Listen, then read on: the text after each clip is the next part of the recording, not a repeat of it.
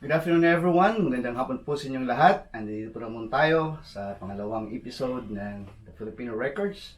And this afternoon, our guest is very well known, not only in the Filipino community, but in every community because of his hard work and because of his integrity, enthusiasm, and he's always faithful to his words. And so without any further ado, ladies and gentlemen, let's welcome our friend in the City Hall, no other than the Councilor, Marvin Rotrand. Thank you so much, sir, for coming. Hi, Pastor Glenn. Good to see you. Good to see you, sir. That is it. Thank you very much. Well, first of all, thank you so much for giving us your time for this It's invitation. my pleasure because I like to get the word out to the community. And I know the good work that you do, by the way, as a pastor, and how many people respect that work. Thank you so much, sir. And, well, if you can tell our viewers who you are, what you do, and where your office, how can we reach you? That's a really good question to start off with. Most people know how to get me. I'm also very visible in the community. I believe that the counselor's role includes going to community events and talking to the people where they are, not forcing them to come to your office, but actually being out there. But to answer your question, my office is at 5160 De Carey. The borough headquarters is there. We have an Access Montreal office, and the counselors are there with most of our borough services. And we can usually handle your request pretty quickly if you actually come, or at least we can open a file for you. But you asked me who I am a little bit. Well, you may not know this, Pastor Glenn, but I was first elected in 1982. And I'm thinking that might be before you were born. No. I was born already. Well, you're a very young-looking man. Thank you. But I was elected in 1982, and I've served consecutively for 37 years. Actually, this November 14th will be the 37th year of my first election. And I'm told by the city clerk that I hold the record for longevity already in the city of Montreal. The previous guy was 30 years and 5 days. And now he's been gone since 1986. So I hold the record of 37 years. At the end of this mandate will be 39 years. Might be a while before anybody catches me. Wow. Well, 37 years of service in the community. There must be something in your work that you love the most, because 37 years doing what you're doing over and over again. What drives you the most? Well, why you like to serve? I think you can actually affect change at the municipal level. First of all, I have to tell you the truth. I've never really been a party line type of guy. I really find it difficult to put up my hand when I know it's wrong just because a party whip tells you to do that. So I've always been more or less an independent voice, even when I was a member of municipal parties. But however, I've often felt that for a lot of people, it's the issues close at hand that most affect their quality of life. You know, public transportation, cleanliness of the streets, whether the parks are well maintained, whether your municipality invests in libraries, sports and recreation. The choices that are made locally affect you more in some ways than the global issues. Now, people are obviously concerned about the economy and the healthcare network and whether the global infrastructure is good or not. These are all important issues, but in many ways they're more abstract from people's lives than the question, hey, there's a pothole and it's not getting filled up, or we would like to have modern play equipment for the little kids in our park and we don't know where to turn from. So when you're a municipal politician, you can address those issues.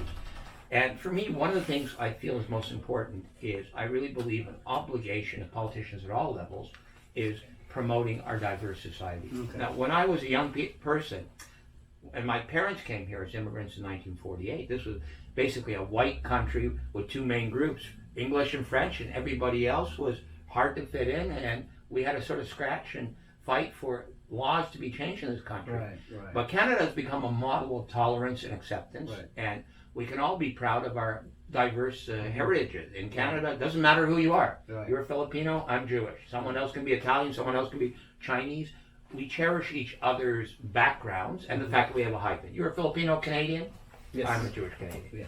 Yes. You're proud of my heritage, I'm proud of yours. I'm interested to learn about you, you're interested to learn about me. Right. And, we don't force everybody to be exactly the same, and we don't say that your religion, your culture, your festivals, it's all wrong. We say that's great. It enhances the Canadian experience. And, in some ways, that makes Canada almost unique in the world. We're a leader in the world. We're the postmodern state. We've gotten beyond nationalism.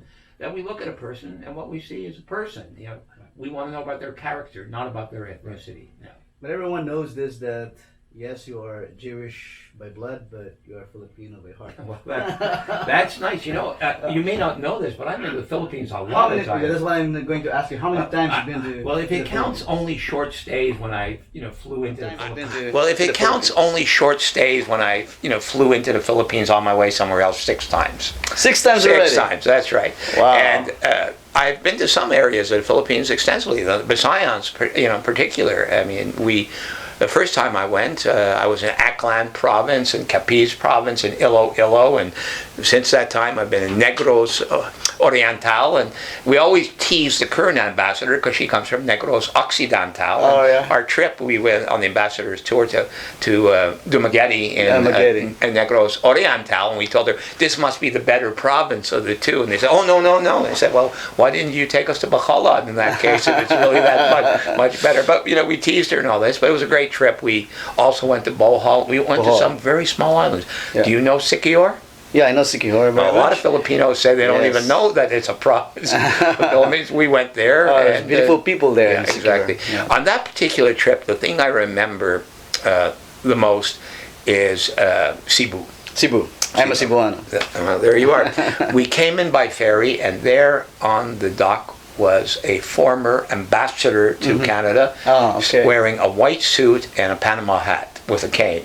And he said, welcome to my hometown, and you're all invited out for Chinese food. And he took 200 people out for Chinese. Well, Dumaguete is very close to where I was born, in Dapitan City, in Dipolog City. Okay. It's a very good place. I agree. You've been there. We had a good time there, Bohol is a very good and we place. ate well. But we've also been to Luzon. One time we were in Bicol region, and that was actually quite special. I have to say that everybody treated us extremely well. We met the governor of the region of Albay at the time, who became a congressman. And we met the mayor of Legazpi City, and we had a lot of fun. I got to say that they took us to great places. The hotel was nice, but they didn't really want us to leave. And we got to the airport, and the flight was canceled. Oh. Now, at that time, they told us it's because of cloud cover. The plane that was supposed to come in and get us couldn't land because they did not have instrument flight rules. It was visual flight rules at that time. And they told us one of the challenges for development in Bicol region is updating the airport in Legazpi. Right. I'm sure by now they've done it, but I was really impressed that the politicians there had made infrastructure their number one priority because they saw a link between infrastructure and economic development. And the governor and the mayor told me at that time, we want our young people to see opportunity in our provinces, and we want them to stay here. We want them to have jobs that allow them to put down roots, have a family. We don't want them to move out of the country or move to Manila or Cebu where there's more opportunity. Yeah. Well, the president now in the Philippines have a lot of infrastructure. Well, and they have this build program. Well, they're making subways and absolutely, and I support that because infrastructure is the basis of a sound economy. First of all, mobility has to be improved in the Philippines. The traffic is pretty heavy in some of the cities. It's better now than before, though. Absolutely, but however, you don't want to necessarily just build roads. Roads mean more cars. It's a temporary fix. You want to have better mobility, you have to have efficient and affordable public transportation system. If Manila had mass transit that's reliable and cheap, half your congestion problems would disappear.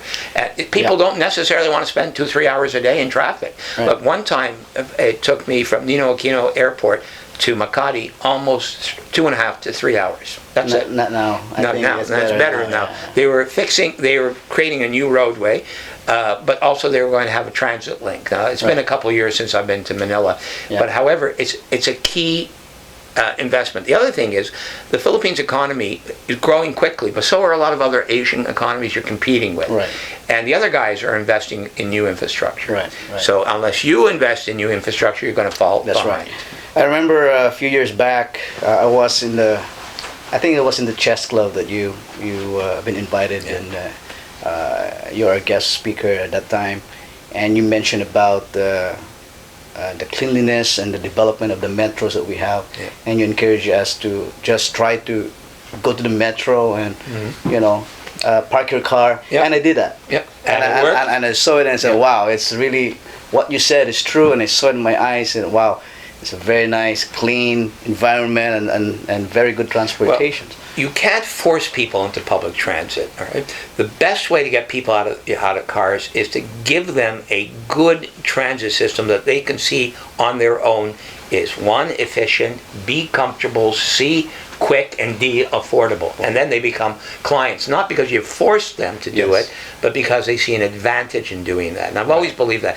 And I think one of the key challenges to fight climate change is actually in the developing world, where cities like Jakarta and Colombo, Right. Manila Right. to a degree, and others really need big investments in transit to upgrade their rapid transit. I mean, Right. some places have begun doing that. Like Cairo has a pretty good metro now. Didn't Yeah. used to, and it's made a big difference on Yeah. daily life. It's not only how quickly you can get to somewhere; it's also air quality, and that also promotes productivity. Yeah, I can even imagine Manila is doing a subway now. Nowadays, the new Manila they're going to. Yeah. It's very nice design in it. It's second to none. It's very cool. We have a good president this time. Anyway, what is the work of a counselor? I mean, aside from those things, Well, going to the events. I mean, the main job of a counselor. Everybody defines this differently. I do my job as I think I should do it. Others do it differently. In some ways, you and I have a lot in common. In some ways, We serve the community. We serve people. I'm not a clergyman, but I serve the community as well. And often people come to me out of question of trust with issues that are not municipal. I never turn anyone away. But I'm sure you're the same, Pastor Glenn. People come to you with issues that are not necessarily spiritual issues, but you help find Yes. solutions because you don't make an artificial division between what you do, as a clergyman and helping the broader community. I don't turn someone away when they come with an issue that clearly is a family problem or something like this, or is a problem that should be at a different level of government. At least I make the contact for them and help them along. A lot of my work is, in the borough, and a lot of my work is at city council. In the borough, we have a borough council. There are files that need to be read for the council meetings itself. Right. But a lot of what I do is, I return calls from citizens who have problems. Sometimes they're problems in that they don't know where to turn to get information or how to open a file. Other times they have problems with the municipal services. Right, right. They've been refused, or it's taking too long to get a permit or to get something fixed, or some other legitimate issue. At city council, some councilors don't spend much time looking at the files of city council. I do, because I think that really gives shape to our city. As well, I consider city councils a forum to provoke social change at the higher levels of government. At the last council meeting, for example, I had two motions. The first was to urge all 5 federal parties in this election, which will be held October 21st, Yeah. to commit to funding at least a portion of the public transit operational budgets of the larger transporters across Canada. Right. Now, in the last election, cities and organizations like the Canadian Urban Transit Association lobbied for new infrastructure money. They were saying Canada's transit infrastructure is getting old. And we succeeded in getting the Liberal Party to commit to that, and then all the others immediately followed. Not to the same extent, but Justin Trudeau has done what he said he was going to do. He gave a ton of money to renewing infrastructure, fixing up metros, building new lines, helping transit agencies buy more buses, etc., and provide more frequent service. But however, now that we have all that, we don't have money to operate all this stuff. Well, So not too good to have the buses, not to be able to put them on the road. So this is why I suggest that the federal parties need to commit to this. City Council voted for that. The other motion I had is we have a creeping attack on our civil liberties through the use of facial recognition technologies. There are cameras everywhere, everywhere, yes. and with these powerful new databases and software to go through them Technology. instantly, without our laws having been updated to guarantee the privacy of citizens on the public domain, we have potentially the possibility of invasion of our private lives and the erosion of our democratic values. Right. So I asked City Council to look into this, particularly since some cities like San Francisco and Oakland and Somerville, the states of Ohio, Massachusetts, recently put a ban on the use of these technologies until new rules are in place. In fact, Canada's Privacy Commissioner wrote a letter in support of my motion. I think that's probably why Council agreed to have a study of the Public Security Commission to look at this, to put rules into place. So I see broader societal issues. It's not just about potholes and taking away the trash. That's important. But so are broader things. I had Council look at the Rohingya refugee crisis and express our support for the refugees, urge the Government of Canada to work towards filing a case against Myanmar at the International Criminal Court for genocide. Now, some people say that's not a municipal issue, and I agree, it's probably not strictly a municipal issue, but it's one that a lot of citizens were concerned about. I had a lot of people in our local Bangladeshi community come to me to ask that we do something. Well, speaking of Justin Trudeau, they just called me today. He has a campaign, 6 o'clock. I think you're not coming. You're not available. Well, Glenn, you know, I don't hide the fact I'm a liberal and I'm working for Anthony Howe's father. Of course. I saw you last night. Well, I did put out a public service announcement, which is a nonpartisan message. I urge all the voters to get the maximum of information. People should make an informed choice. Frankly, I think the liberal platform and core value speaks to our diversity better than anyone else, and I think the government has a good record, but I don't, in my public service announcement, tell people to vote for our liberal candidates. I tell them, get the facts, make an informed choice, and get out there and vote, because voting is the basis of citizenship. Anyway, I just mentioned that because they called me today and to ask me to do you know what I say, Pastor Glenn? With you on his side, Justin has no chance of losing. Right? Thank you. Well, look, you know a lot of people, and you have a lot of credibility with people, and for you to say this is the candidate I support carries a lot of weight for a lot of people. Just like the way I can honestly say that I have great respect for our Member of Parliament here in Mount Royal. I've worked with him on all sorts of issues. But let's talk about the Filipino community. You do know that now every June is Filipino Heritage Month in Canada. That starts from you. Well, it doesn't actually start from me, but I'm going to take a little bit of the credit. I'll tell you what actually happened. The city of Toronto decided that we're going to do this. They were going to make every June Filipino Heritage Month in Toronto.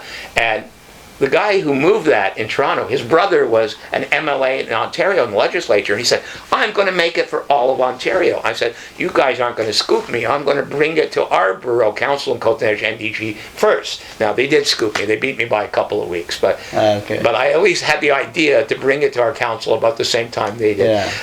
We have 15,000 Filipinos who live in Côte-Nez, Notre-Dame-de-Grâce, and the borough is the epicenter of the Filipino community in Quebec. All the major institutions, not only FAMAS, but restaurants, stores, all sorts of things. And people come here all the time, even if it's just to pick up a copy of a Filipino newspaper like the Star or the Forum. And by the way, the Filipinos are thankful for you for doing that month of June to be the Filipino. But however, by law, I was happy. That's amazing. I was happy it passed the Borough Council, and it was amazing. We don't usually get a crowd at Borough Council. People say we love you like a brother, but it isn't too exciting. All right, but we did have 200 people from the Filipino community show up in February 2018 for the debate on Filipino Heritage Month in Côte-Nez NDG, and we were really honored to have them there.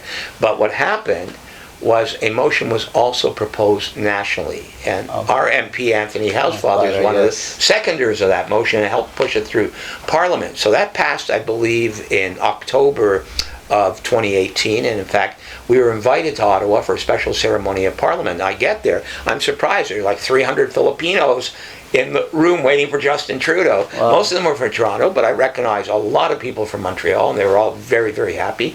And so this year was the first Heritage Month. And what we did is we celebrated it in the borough. There were a lot of events. The Borough Council supported the Filipino Heritage Month committee, and I want to give a shout out to Al Abdon and his group because they really worked hard. But one of the events that was special was we renamed the area around the Dr. Jose Rizal Monument. That's my next next question. Right. Actually, I mentioned that with we have Anthony Housefather last time Okay. here in the program, and when I mentioned the Rizal Park, he said, "Actually, that's not me. That's Marvin." Well, So, it's nice of him to say. Yeah. You know, Anthony did work hard at the national level for a Filipino Heritage Month. Yeah. But what happened here was, back in 1998, the Philippines government gave a bust of Dr. Rizal as a present to Montreal. Mm-hmm. And Montreal didn't really know what to do about it. They, consulted with external affairs. And eventually it was decided to put a pedestal and as a gift from the city of Montreal and the bust on top in Mackenzie King Park in my district. But at that time, the city didn't have a policy to name a place inside of another place, because the park was Mackenzie King Park, named after Canada's longest serving Right. prime minister. Right. Well, it was not right to change the name, so they said, we'll just put the statue there. So they named a place on Queen Mary Road between Earnscliffe and Clanranald, Park Jose Rizal. The problem with that is, one, no Filipinos lived anywhere near there, or very few. Right. Two, nobody knew this little mini park existed. Number three, it was all concrete with one bench and one garbage can. Not a very fitting thing. In the interim, I beautified the area around the monument. I worked with Ray Valenci in 2007. The Right. borough did its first beautification. But I wanted to do more, and I've always been looking for some way to do more. The monument is a rallying point for the community. Every year, the Knights of Rizal do the birth anniversary of Dr. Rizal there, but others, come for events, and people just sit on the benches to quiet contemplation, whatever. Right. In any event, I got the idea when the city agreed to name the forests in the park for Dora Wasserman, the founder of the Yiddish Theater, which still is in the building right across the street Right. from the park. I said, well, now we have a precedent. Let's name this for Dr. Rizal. But we had a problem. Couldn't name it for Dr. Rizal because the other place was named for Dr. Rizal. Yes, right. So we ran a petition campaign. We got 1,200 names from Filipinos in the neighborhood. Tabled that in City Council. Moved a motion in the borough saying, we now have 1,200 names. This is a request. We can't say no. Let's name this around there. Let's petition the City Council to unname the other place so we can name this. Wow. And you know something? It went right through the procedure, right to City Council, where the City Council adopted that. It cleared the way. And this past June 15th, we made it official. Great, We put up a sign, plus Dr. Jose Rizal. Right. And you know something? A lot of people showed up. I'm not sure how many, but Yeah, looked I to was me there, about 500, yeah. 600 people. Yes, yes. And all the groups in the Filipino community, people were proud. It was Wow, great. that's great. So, wow, it's been so many accomplishments done by you in the past.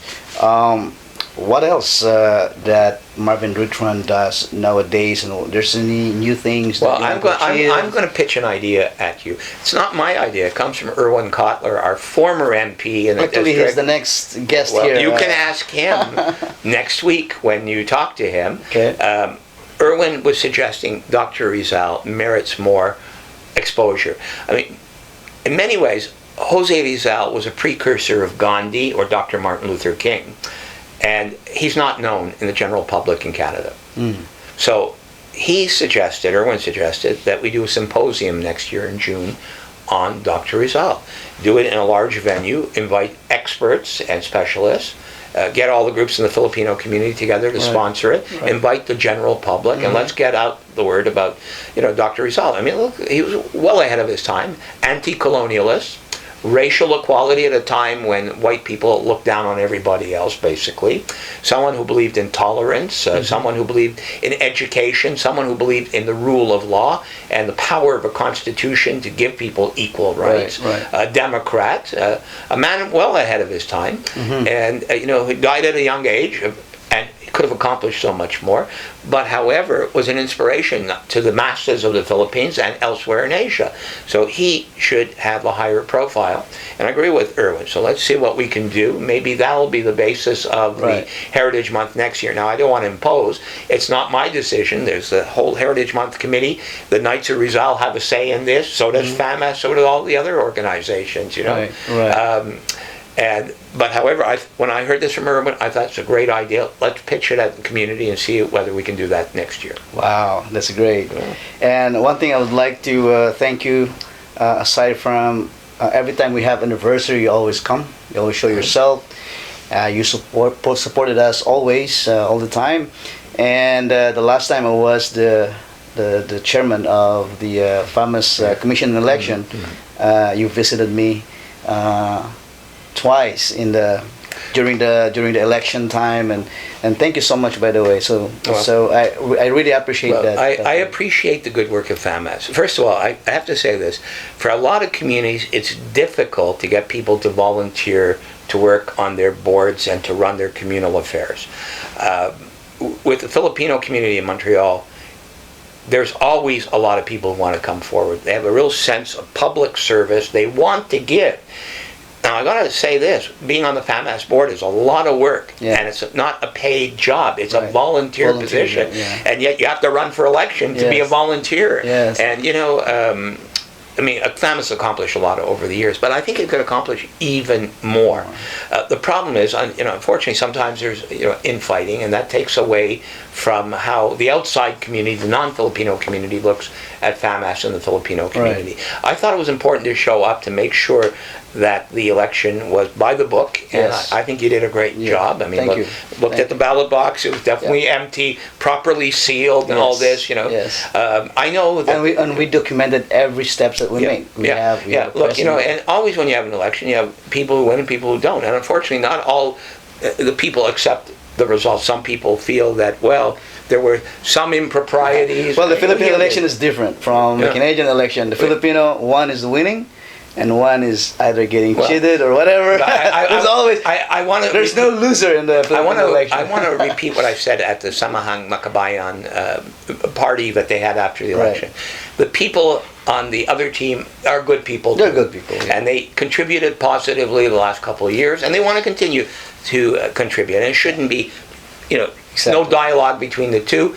Those who want to help should be invited to continue to find a way to valorize the community.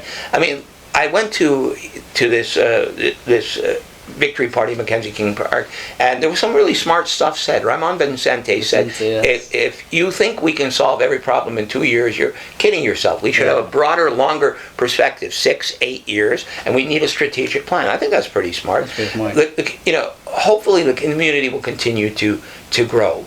And as such, a couple of people said, we need a bigger center in a couple of years from now if we're going to provide all the service. Right now, I mean, this FAMAS building provides rooms for all sorts of stuff. You know, the chess club goes there. You mentioned the chess club before. You know, various community organizations for different parts of the Philippines sometimes rent rooms there. The embassy from time to time does its consular affairs there. The building serves to provide a lot of services. And FAMAS does a lot of outreach. Listen, FAMAS provides Zumba. I don't know if you know this, but the Zumba attracts 30, 40 people on a regular basis. It's really great. And the borough helps with a small grant for that, as we do with a lot of other things. Pista Sanayan's an important event every year. So FAMAS is the organization that coordinates all this. So, you know, we want to see them grow. We want to assure their success, and ultimately they have identified some you know, long-term challenges, funding, space, and all sorts of things. And there are new programs too, where I think everybody should be aware of. The program to assure that kids who might drop out don't drop out, spot them young, give them the support they need. I like this idea of the collaboration between the Black community, Filipino community, the Book Club program, which is beginning very, very soon at the Nelson Mandela Chalet, and which all the Filipino groups are supporting the people who are involved there. So, you know, what we need is to find a way that we don't waste 6 months of a mandate of FAMAS when people are still a little upset about elections. You know? Well, for the first time, I brought a lot of young people in there as a volunteer. Well, that's good. So you'll be able to see what FAMAS is all about, and these are worshiping kids. These are kids that come to church and study the Word of God and give their life to the Lord, and you know. And I brought them to FAMAS to serve with me. Yeah, I think it's important, but maybe for a different type of reason. In Canada, there's a tendency for the next generation to be successful, move up the ladder, but in so doing, sometimes forget their native tongue from their country of origin and some of the traditions of their parents and grandparents. And I constantly say to young people, we got to find a way that you can be proud to be Canadian, but also don't forget the word before the hyphen, Filipino community, Canadian, Jewish, Canadian, Italian, Canadian, whatever. Exactly. And, you bring something rich to our country by sharing your culture with everyone else. I want to say, Pista Sanay on Independence Day, they're not open just for the Filipino community. Anybody can participate. Yeah. And I often get people say, the Filipino community does really good work. They're really supportive of each other, but they're also very, very welcoming. Yeah. So I tell kids, hey, don't lose this, all right? You want to be able to communicate with your grandmother in Tagalog or Visayan down the road, so don't forget that, all right? And that's why it's important you bring those kids to FAMAS so they can see it happening. Yes. So now, is Marvin Rotrand going to run again for election? Well, ask me in about a year and a half. Like I said, I'm already the longest serving city councilor. I'll be 70 years old at the next election. Doesn't look you're 70. Yeah, I know. Like people tell me I only look 67, 68, right? No, I'm just kidding. I do have a lot of energy, and I enjoy my work. Yeah. I'll see. I'll see how it develops. So one thing is clear. So I see, meaning you're not sure yet, or I never decide. When it comes to 1 to 10, how many? What's the number? I never decide until the final year. So when you re-interview me in 2021, okay, we'll discuss this more at length. One thing is clear. I don't like the orientation of the current city administration. Gave them a chance. I didn't stand in their way last time, which is why they won a lot of seats that they wouldn't have won, and they form a majority now council there. They promised to do things differently, more collaboratively, less partisan, working with others. It's not happening. They don't listen. They impose. They don't really consult, and they're highly ideological, and they represent, like, really not the society at large, but people just like them, and they're willing to impose what they want regardless of the consequences. So I've already decided I won't be supporting them next time, and I'll be asking the community to come out and look at the other alternatives. And some interesting stuff is going ahead.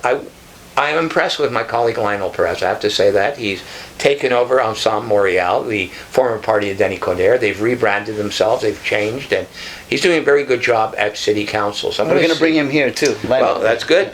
You can ask him how he's going to provide a citywide alternative, because that's going to be the challenge. People are looking for a mayoralty candidate and a party citywide that can run the city. One of the issues. Is Lionel running a different office next time around? You don't know. I have no idea. I'm going to have to ask him. But one thing I hear from a lot of people, they already feel their tax bills have gone up way too much in Montreal. Really? In the last 2 years, the city administration, the new one, has increased spending by 10%. Wow. In 2 years. That's a lot. Yeah, it's a lot, since inflation has been less than 1.5% per year. So they increased the budget 7% more. Now, with the new evaluation role, we just discovered, it just came out on Wednesday, that apartment buildings in our neighborhood are up 26% in terms of valuation. Wow. The city will undoubtedly cut the tax rate, but it'll still mean that renters, in particular, are probably going to get big rent increases because of municipal taxes. Right. And I don't see that they're willing to fix it. Now, I've already suggested a tax cut, spreading out the roll into 3 years so it doesn't hit you all in the first year. And second of all, a change in the law so we can have a lower rate for apartment buildings and other categories of property. We'll see. The current guys talk a good line about their desire to have social housing, affordable housing, helping the poor, but it seems to me they are the party of people with very expensive bicycles and a lot of income. All right. So it's very well said, Marvin. Thank you so much for your time once Pastor again. It's always a pleasure. Yes. And once again, I want to let your viewers know I admire the work that you do in the community. Is there something else you need to say to the Filipino community? I just want to repeat what I said in my public service message. Get out there and vote October 21st. I'm not going to tell you who to vote for. You know my orientation. But I think it's important as citizens we take our fundamental responsibility seriously. We need to go and participate in our society, and that means voting and giving an orientation to what we want in our representative democracy. All right. Maraming salamat po, Marvin Rotrand. Sa sunod po ulit. Thank you so much for watching. We're signing out.